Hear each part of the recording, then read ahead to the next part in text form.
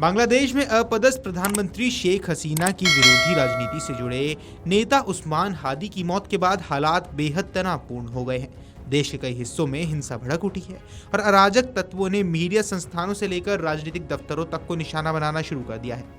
गुरुवार देर रात हालात उस वक्त और ज्यादा बिगड़ गए जब उपद्रवियों ने बांग्लादेश के सबसे बड़े और प्रभावशाली अखबार द डेली स्टार और एक अन्य प्रमुख दैनिक प्रोथेम अलो के कार्यालयों में आगजनी कर दी। इसके साथ ही शेख हसीना की पार्टी आवामी लीग के कार्यालय को भी आग के हवाले कर दिया गया।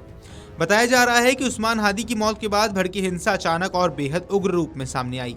भीड़ ने न सिर्फ सरकारी और राजनीतिक ठिकानों को निशाना बनाया बल्कि स्वतंत्र मीडिया को भी अपना लक्ष्य बनाया।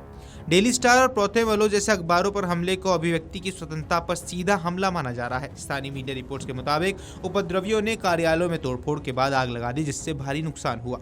अवामी लीग के कार्यालयों पर हमला कोई पहली घटना नहीं है। इससे पहले भी जब शेख हसीना सरकार के खिलाफ बड़े पैमाने पर हिंसा भड़की थी तब पार्टी के कई दफ्तरों को आग के हवाले किया गया था। गुरुवार रात हुई आगजनी ने एक बार फिर ये दिखा दिया कि बांग्लादेश में राजनीतिक अस्थिरता किस कदर गहराती जा रही है। हालात ऐसे बन गए हैं कि राजधानी ढाका समेत कई इलाकों में सुरक्षा व्यवस्था को कड़ा करना पड़ा है।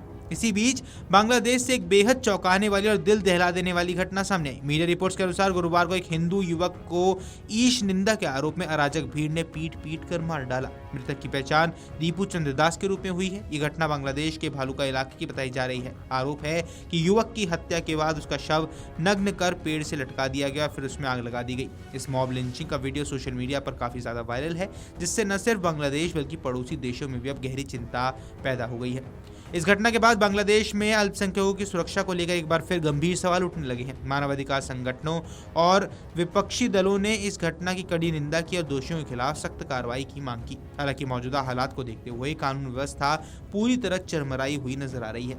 बांग्लादेश में जारी अराजकता का असर भारत में भी देखने लगा है। हाल ही में बांग्लादेश में कुछ प्रदर्शनकारियों द्वारा भारत के उत्तर पूर्वी राज्यों पर दावा जताने वाले बयानों के बाद भारत में आक्रोश फैल गया था। खासतौर पर त्रिपुरा में लोगों ने सड़कों पर उतरकर बांग्लादेश के कट्टरपंथी तत्वों के खिलाफ विरोध प्रदर्शन किया था। प्रदर्शनकारियों ने बांग्लादेश में हो रही हिंसा और भारत की संप्रभुता को लेकर दिए गए बयानों पर कड़ी आलोचना की थी। त्रिपुरा में हुए विरोध प्रदर्शनों के दौरान लोगों ने नारेबाजी करते हुए भारत सरकार से सख्त रुख अपनाने की मांग की। प्रदर्शनकारियों का कहना है कि बांग्लादेश में चल रही अराजकता और वहां से आ रहे उकसावे वाले बयान न केवल क्षेत्रीय शांति के लिए खतरा है बल्कि भारत बांग्लादेश संबंधों पर भी नकारात्मक असर डाल सकते हैं। इस पूरे घटनाक्रम के बीच एक और वीडियो वायरल हो रहा है जिसने हालात को और संवेदनशील बना दिया है। सोशल मीडिया पर वायरल इस वीडियो में ढाका स्थित बांग्लादेश की अपदस्थ प्रधानमंत्री शेख हसीना के पिता और देश के संस्थापक नेता शेख मुजीबुर रहमान के घर में प्रदर्शनकारियों द्वारा तोड़फोड़ और आगजनी करते हुए देखा जा सकता है। ये वही ऐतिहासिक आवास है जो बांग्लादेश की स्वतंत्रता संग्राम से जुड़ा रहा। इस घर पर हमला देश के इतिहास और उसकी पहचान पर हमला माना जा रहा है। आइए आपको वो वीडियो भी दिखा दे।